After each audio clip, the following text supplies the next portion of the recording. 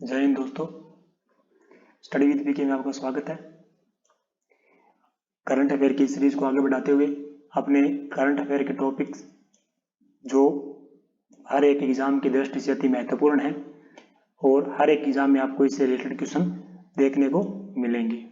ठीक है, तो स्टार्ट करते हैं। स्टार्ट करने से पहले आप चैनल को लाइक, शेयर और सब्सक्राइब कर देना ताकि आपको ऐसे एग्जाम से रिलेटेड बहुत सारे इंपॉर्टेंट क्वेश्चंस और टॉपिक्स मिलते रहें।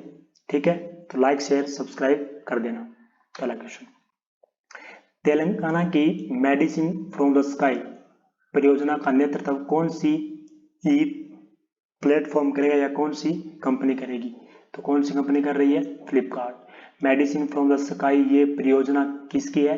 तेलंगाना की है। तेलंगाना की मेडिसिन फ्रॉम द स्काई परियोजना है और इसका जो नेतृत्व वो कर रहा है फ्लिपकार्ट। ये परियोजना क्या है? इस परियोजना के तहत ड्रोन से जो फ्लिपकार्ट है वो ड्रोन तैनात करेगा और टीकों व चिकित्सा आपूर्ति को डिलीवर करेगा। ठीक है, तो मेडिसिन फ्रॉम द स्काई परियोजना कहाँ की है? तेलंगाना की है। कौन करेगा? फ्लिपकार्ट इसको नेतृत्व करेगा इसका। और ये क्या करेगी? ड्रोन तैनात करेगी टीकों व चिकित्सा आपूर्ति को डिलीवर करने के लिए। जो जिस क्षेत्र में टीम जल्दी से नहीं पहुंच पाती, चिकित्सा टीम, वहां पर ये लागू करने जा रहे हैं। अगला क्वेश्चन, संयुक्त राष्ट्र सुरक्षा परिषद UNSC United nation security council में कितने सदस्य हैं? तो अभी की बात करें तो अभी 15 सदस्य हैं। 15 सदस्यों में से 10 तो अस्थायी सदस्य हैं और 5 क्या है? स्थायी सदस्य हैं। ठीक है, तो इसमें 5 स्थायी सदस्य हैं, उनके पास क्या है? वीटो पावर, जैसे अमेरिका, रूस, चीन, यूनाइटेड किंगडम और फ्रांस। जबकि जो 10 सदस्य हैं बाकी जो अस्थायी है उनके पास वीटो पावर नहीं है। ठीक है, तो टोटल कितने सदस्य हैं? 15 सदस्य हैं। अभी फिलहाल क्या हुआ है?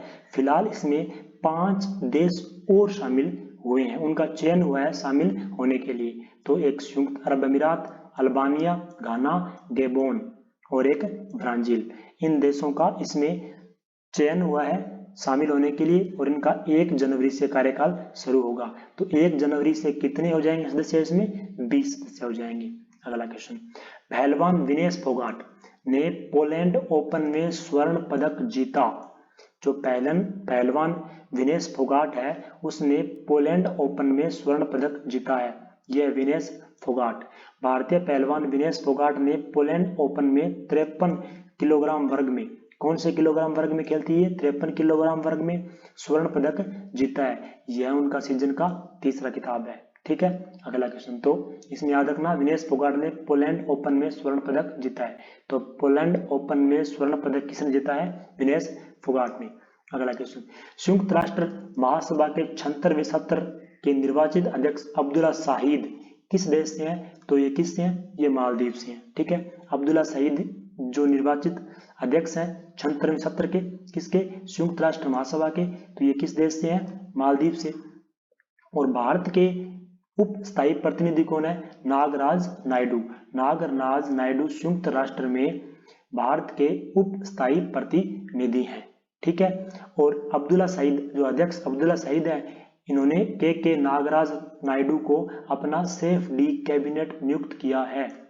तो नागराज नायडू संयुक्त राष्ट्र में भारत के उप स्थायी प्रतिनिधि है और अब्दुल्ला शाहिद जो अध्यक्ष हैं 76वें निर्वाचित जो महासभा के, उन्होंने के नागराज नायडू को अपना सेफ डी कैबिनेट नियुक्त किया है। अगला क्वेश्चन, किस वैश्विक संस्था ने भारत के आकांक्षी जिला कार्यक्रम एस्पिरेशनल डिस्ट्रिक्ट प्रोग्राम पर एक स्वतंत्र मूल्यांकन रिपोर्ट जारी की है? तो यूएनडीपी। जितने भी डेवलपमेंट के जो प्रोग्राम होंगे ना, उन पे अगर कोई रिपोर्ट जारी करेगा तो वो कौन करेगा? यूएनडीपी। ठीक है, तो संयुक्त राष्ट्र विकास कार्यक्रम United National Development Programme UNDP ने क्या किया है?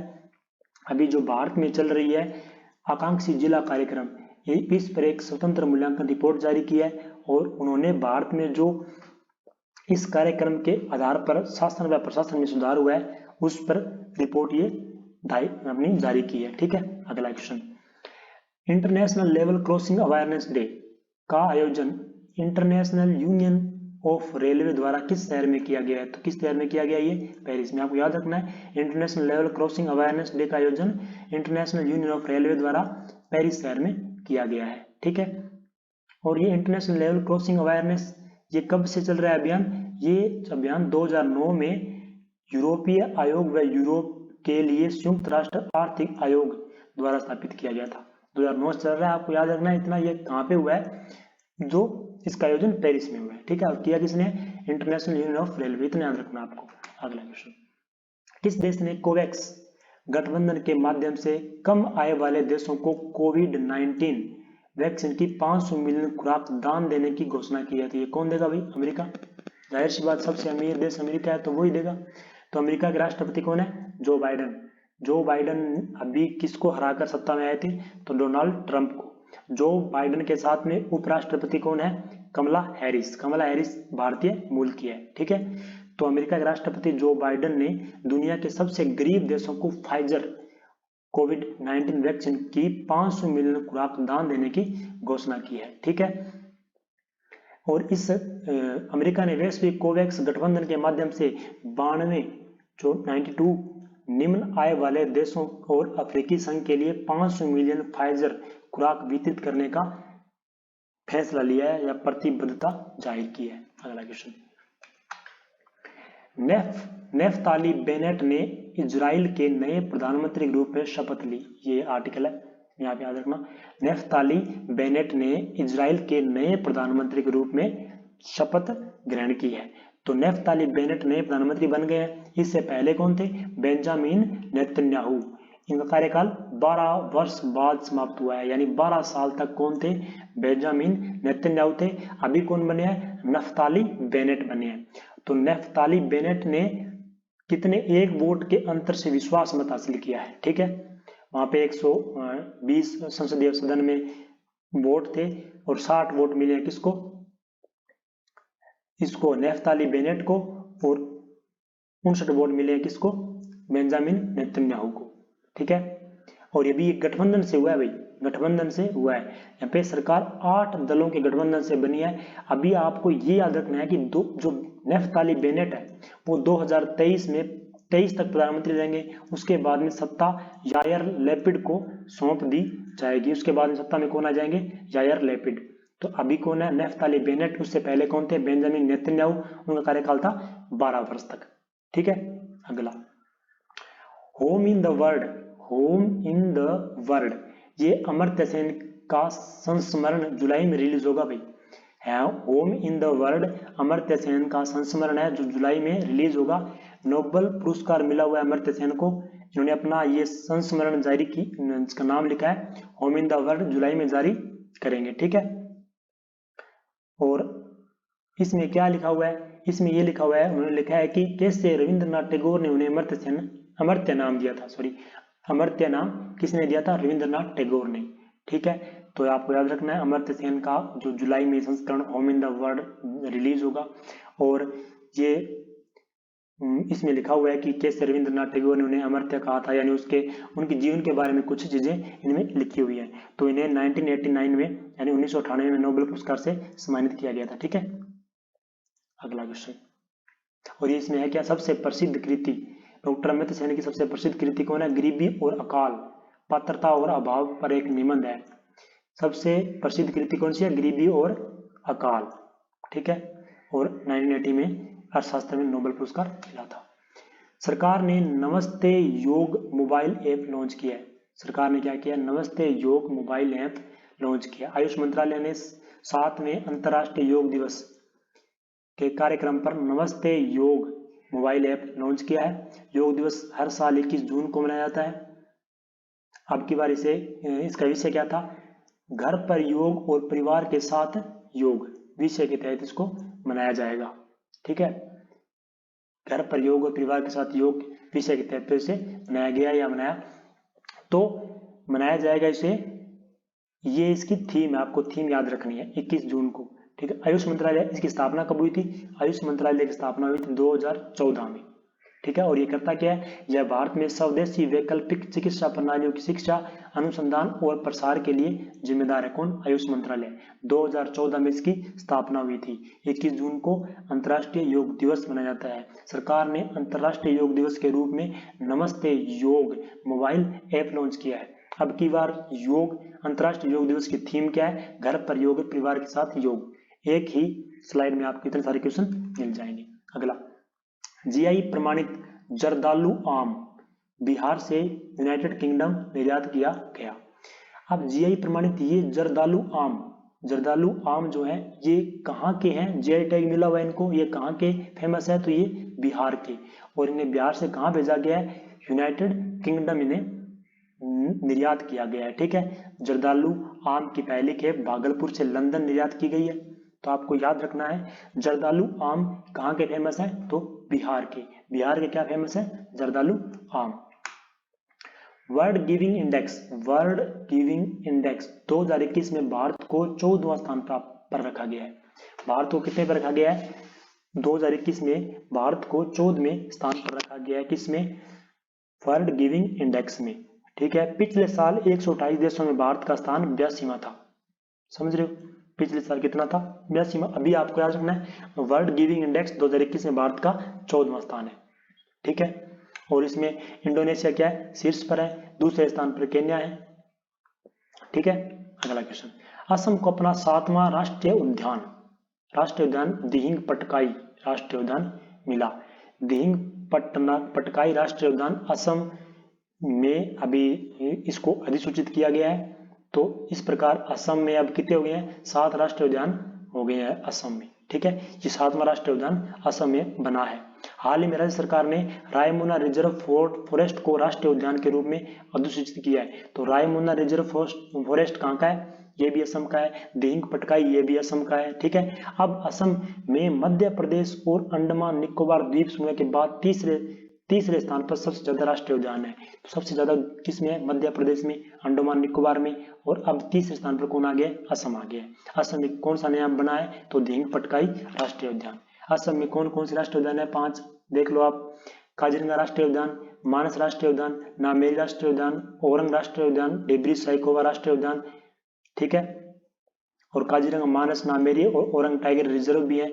दिहिंग पटकाई राष्ट्रीय उद्यान जो अभी फिलहाल बना हुआ है। ठीक है। और यह एक प्रमुख हाथी निवास स्थान है। ठीक है। समझ गया आप? काजीरंगा, मानस, नामेरी, औरंग, डिब्रू सैखोवा, दिहिंग पटकाई राष्ट्रीय उद्यान। अगला क्वेश्चन, नोवाक जोकोविच ने फ्रेंच ओपन पुरुष एकल खिताब जीता। फ्रेंच ओपन पुरुष एकल खिताब किसने जीता है? तो नोवाक जोकोविच ने स्टेफानोस सिपास को हराकर फ्रेंच ओपन पुरुष एकल का खिताब जीता है। यह उनका 19वां ग्रैंड स्लैम खिताब था। वह राफेल नडाल और रोजर फेडरर के पुरुषों के 20 ग्रैंड स्लैम खिताबों के रिकॉर्ड के सब से सिर्फ एक जीत दूर है। इसलिए आपको याद रखना जरूरी है नोवाक जोकोविच ने फ्रेंच ओपन जीता है। और सबसे ज्यादा किसने जीते हुए हैं? तो राफेल नडाल और रोजर फेडरर ने। इनका 19वां था, ये दोनों 20-20 जीतकर बैठे हुए हैं। अगला क्वेश्चन, मध्य प्रदेश सरकार कोविड महामारी के बारे में जागरूकता फैलाने के लिए युवा शक्ति कोरोना मुक्ति अभियान शुरू करेगी। तो युवा शक्ति कोरोना मुक्ति अभियान कहाँ का है? मध्य प्रदेश का है। ठीक है। अगला क्वेश्चन, मध्य प्रदेश के बारे में पढ़ लेते हैं। मध्य प्रदेश एक राज्य का राज्य है। 1 नवंबर 1956 को इसका गठन हुआ था। यह गुजरात, राजस्थान, उत्तर प्रदेश, छत्तीसगढ़ और महाराष्ट्र के साथ अपनी सीमा साझा करता है। क्षेत्रफल की दृष्टि से यह भारत का दूसरा सबसे बड़ा राज्य है। पहला कौन है? पहला राजस्थान है। अभी शिवराज सिंह चौहान मध्य प्रदेश के वर्तमान मुख्यमंत्री हैं और आनंदीबेन पटेल यहाँ की राज्यपाल है। अगला क्वेश्चन, विश्व बाल श्रम निषेध दिवस 12 जून को विश्व बाल श्रम निषेध दिवस कब बनाया गया? तो 12 जून को मनाया गया। और इसकी शुरुआत कब हुई थी? इसकी शुरुआत 2002 में अंतर्राष्ट्रीय श्रम संगठन द्वारा की गई थी। तो अंतर्राष्ट्रीय श्रम संगठन द्वारा 2002 में इसकी शुरुआत की गई थी। इस दिवस के अवसर पर 10 से 17 जून 2021 तक कार्य सप्ताह आयोजन किया जा रहा है। ठीक है। तो ILO के अनुसार, इंटरनेशनल लेबर ऑर्गेनाइजेशन के अनुसार दुनिया भर में 10 में से 1 बच्चा बाल श्रम के रूप में काम कर रहा है। 10 में से 1 बच्चा बाल श्रमिक है। और इसकी शुरुआत कब हुई थी अंतर्राष्ट्रीय श्रम संगठन की? तो 2002 में। कब मनाया जाता है? 12 जून को। 10 जून से 17 जून तक कार्य सप्ताह का आयोजन किया जा रहा है। अक्षय कुमार को माईलैब डिस्कवरी सॉल्यूशन का ब्रांड एम्बेसडर नियुक्त किया गया। ये माईलैब डिस्कवरी सॉल्यूशन का ब्रांड एम्बेसडर किसे बनाया गया है? तो अक्षय कुमार को। अभी माईलैब डिस्कवरी सॉल्यूशन एक बायोटेक्नोलॉजी कंपनी है, ठीक है। ये कंपनी है माईलैब डिस्कवरी सॉल्यूशन, एक बायोटेक्नोलॉजी कंपनी है। हाल ही में इसने क्या किया है? कोविसेल्फ नाम से भारत की पहली कोविड-19 सेल्फ टेस्ट किट को लॉन्च किया है, जो केवल 15 मिनट में क्या बता देगी आप कोरोना पॉजिटिव हो या नहीं, परिणाम दे देगी, ठीक है। तो इस कंपनी का ब्रांड एम्बेसडर किसे बनाया गया? अक्षय कुमार ने। और इसका नाम क्या है? जो ये कोविसेल्फ नाम से भारत की पहली कोविड-19 सेल्फ किट बनी है, इसका नाम कोविसेल्फ है, ठीक है। किसने बनाया इसे? माईलैब डिस्कवरी सॉल्यूशन ने। इसके ब्रांड एम्बेसडर अपने को पता है अक्षय कुमार है। अगला, महाराष्ट्र का फसल बीमा का बीड मॉडल। महाराष्ट्र का फसल बीमा का बीड मॉडल। बीड महाराष्ट्र में मराठवाड़ा क्षेत्र में सूखाग्रस्त क्षेत्र का एक जिला है, ठीक है। तो बीड मॉडल कहाँ का प्रसिद्ध है? या बीड मॉडल कहाँ का है? तो ये महाराष्ट्र का है, ठीक है। समझिए, फसल बीमा का एक मॉडल है, ये कहाँ का है? महाराष्ट्र का। और बीड महाराष्ट्र में एक स्थान है जहाँ पे क्या होती है, कभी कभी तो बारिश हो जाती है या कभी बारिश होती नहीं है, इसके कारण फसलों को नुकसान पहुंचता है, ठीक है। वहां का ये एक फसल बीमा मॉडल है, बीड महाराष्ट्र का। अगला, राष्ट्रीय सुरक्षा guard NSG, national security guard ने सहयोग के लिए राष्ट्रीय रक्षा विश्वविद्यालय के साथ एक समझौता किया है। एनएसजी जो गार्ड है, उन्होंने राष्ट्रीय रक्षा विश्वविद्यालय के साथ एक समझौता ज्ञापन पर हस्ताक्षर किया है। राष्ट्रीय सुरक्षा गार्ड क्या है? ब्लैक कैट्स के नाम से भी जाना जाता है इन्हें। राष्ट्रीय सुरक्षा गार्ड को ब्लैक कैट्स के नाम से भी जाना जाता है। इनका गठन 22 सितंबर 1986 को राष्ट्रीय सुरक्षा रक्षक अधिनियम 1986 के तहत किया गया था, ठीक है। तो राष्ट्रीय सुरक्षा रक्षक अधिनियम कब का है? 1986 का अधिनियम है। इन्हें ब्लैक कैट्स के नाम से भी जाना जाता है और इन्हें 1986 के अधिनियम के तहत बनाया गया था, किन्हें? राष्ट्रीय सुरक्षा गार्ड को। अभी बात करते हैं राष्ट्रीय रक्षा विश्वविद्यालय। तो ये कहाँ पे है? गुजरात के गांधीनगर में स्थित है। यह भारत का पहला आंतरिक सुरक्षा संस्थान है। इसकी स्थापना 2009 में हुई थी। इसकी 1986 में हुई थी। राष्ट्रीय रक्षा विश्वविद्यालय की 2009 में हुई थी, ठीक है। और ये भी आतंकवाद का मुकाबला या अपहरण विरोधी या कोई साइबर सुरक्षा के जितने भी जो पाठ्यक्रम है उनको प्रदान करता है या उनके बारे में जागरूकता फैलाता है या सिलेबस जारी करता है, ठीक है। अगला, भारत और कुवैत ने घरेलू कामगारों की भर्ती पर सहयोग के लिए एक समझौता ज्ञापन पर हस्ताक्षर किए हैं। तो ये किसने किया है? भारत और कुवैत ने। प्रख्यात पर्यावरणविद प्रोफेसर राधा मोहन का निधन। प्रोफेसर राधा मोहन प्रख्यात पर्यावरणविद, इनका निधन हो गया है। ये इनके 78 वर्ष की आयु में निधन हो गया, ठीक है। इन्होंने भारत में जैविक कृषि तकनीकों को लोकप्रिय बनाया था। इन्होंने क्या किया था? जैविक कृषि तकनीकों को लोकप्रिय बनाया था। 2020 में कृषि क्षेत्र में उनके योगदान के लिए पद्मश्री पुरस्कार से इन्हें सम्मानित किया गया था, ठीक है। तो ये पर्यावरणविद थे। प्रोफेसर राधा मोहन का निधन हो गया है। 2020 में इन्हें क्या मिला था? पद्मश्री मिला था, ठीक है। तो आज के लिए इतना ही। तो कल अपने इसी प्रकार से मोस्ट इंपोर्टेंट टॉपिक डेली लेके आते रहेंगे। आप इनको 1-2 बार देख लेना और यकीन मानना आप इनमें से बहुत सारे क्वेश्चन पेपर में देखोगे, ठीक है। तो मिलते हैं अपने नेक्स्ट वीडियो में। तब तक बने रहिए, लाइक शेयर और सब्सक्राइब कर देना please. Thank you. Stay safe, stay contact.